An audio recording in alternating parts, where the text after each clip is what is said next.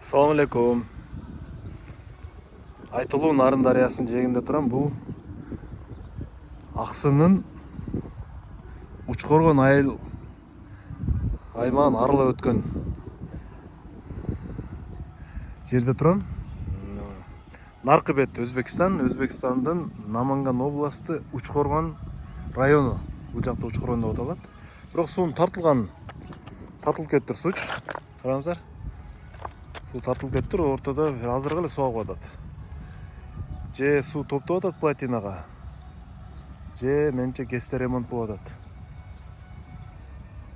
Таштардын көрүнүшүнө караганда жакында эле тартылган суу да, бул кургап кетпептир. Же кечинде тартылган, же мурда күнү тартылган.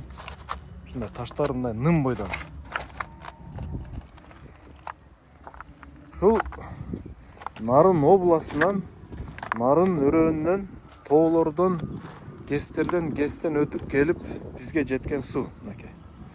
Мындан ары туура Өзбекстанга кирип кетет. Өзбекстанга барып, ал жактан же Сырдарыяга, же Амударыяга кошулуп кетсе керек бул. Ошондой. Бул суу эң уникалдуу, таза тоонун суусу да.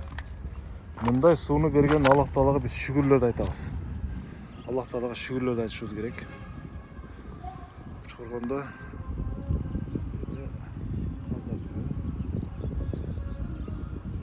аябай суу тартылып кетти. Мен көптөн бери көрүлө келем. Суу тартылыптыр.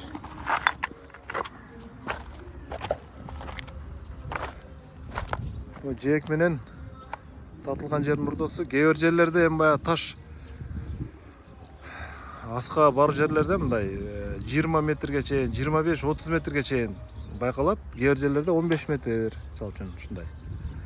Бийигирээк жерлерде бир караганда 30 метрге чейин тартылгандай болот суу.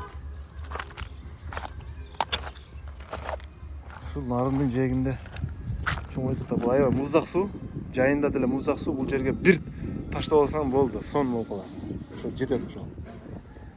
1 минуттан ашык деле тура албайсың бул суудачы. Аябай муздак суу.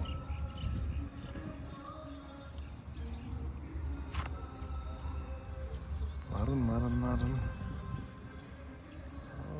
Кафеде музыка чыгат. Той болот ошол жерде.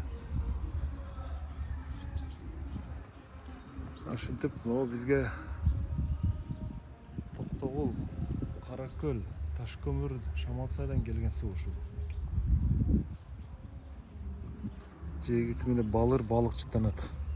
Кээде мындай суу калып калган жерлерде анча-мынча балыктар тутуп алчу элек. Эми бул сууда эң сонун балык бул форель да. Форель бал. Маринка бар, сазан бар, карп бар. Балыктын көп түрү бар бул жерде негизи. Ушундай жерлерден биз суу азайганда балык тутчу элек, кармалчу элек да. Бирок эми азыр бул жерде балык көрүнбөйт.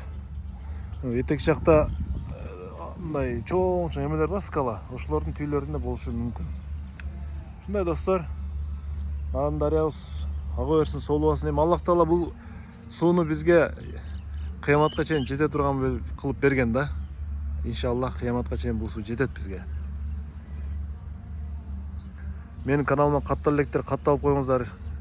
Көрүп атканда болсо подписка басып коюңуздар, комментарий жазып коюңуздар, бөлүшүп коюңуздар. Рахмат чоң.